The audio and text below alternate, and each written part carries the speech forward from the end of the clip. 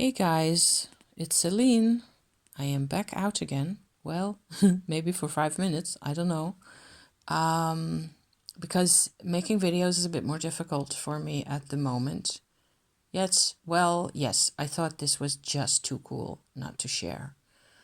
This is lace. I don't know if you can see, but I've been gluing on to the page using wallpaper glue, which is, over here, fairly soft type glue. This vintage lace that I found in France on our holiday last year. It's actually linen fiber, and I think it is well over 100 years old. I don't know. And some of that time it has spent exposed to the elements.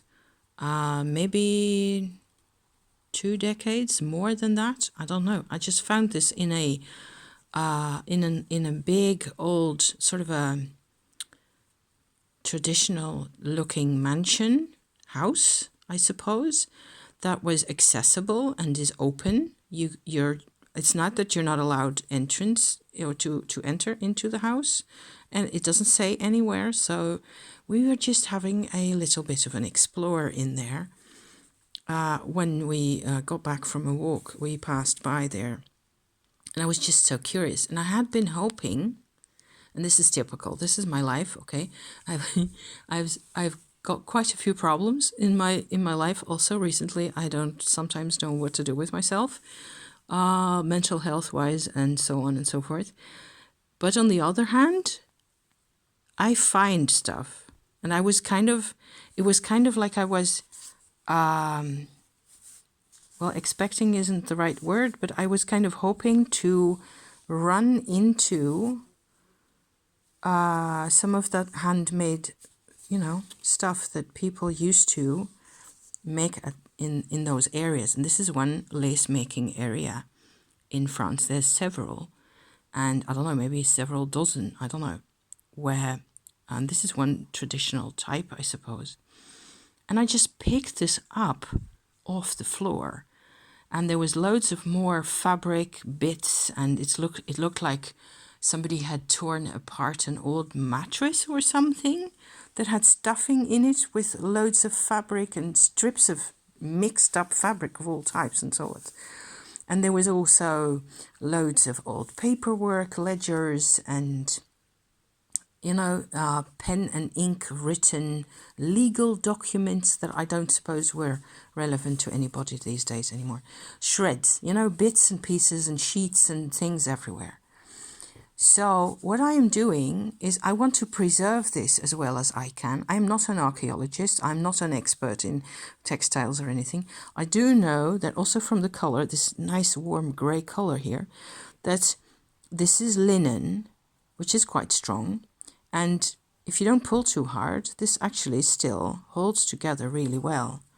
But I want to preserve this, and I felt like incorporating it into this big magical journal that I have, which I have shown before on my channel. There's loads of miles and miles drawings and photographs and paintings, and loads of pages also with notes on my Kundalini yoga practice, my Tumo practice, that I've mentioned on my channel or talked about on my channel quite a bit.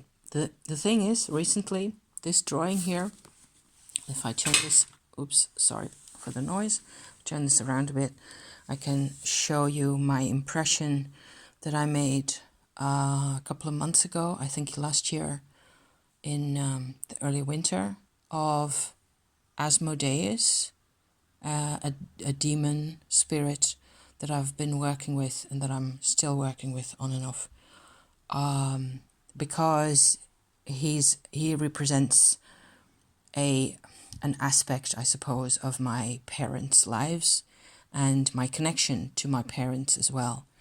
And this is a very difficult spirit for me to be working with. And what you can see here, hopefully, is a male figure, obviously, with a bull body and head on the left side of him, and then a ram on the other. And there's a whole, whole story and a whole reason why this is an important spirit for me. And I've recently gone through a whole lot of developments where I am reclaiming my own life from what used to be a very tyrannical influence, I suppose you could call it, where it's a very powerful influence and it's hard to explain. How can I say this?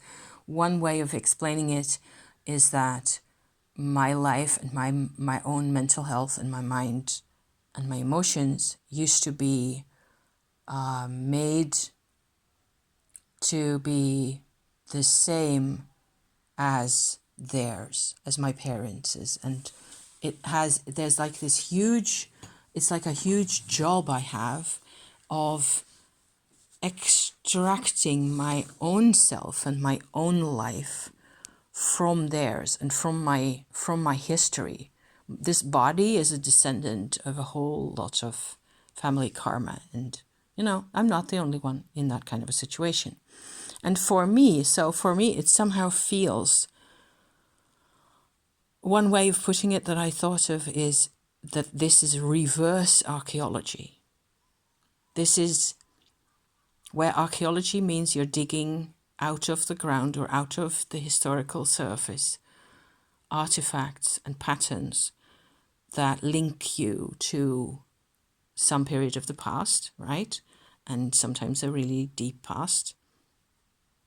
And then often what you see is that the artifacts and the patterns and the people's, things that people have produced and made and used in their lives over centuries, they get put into a museum.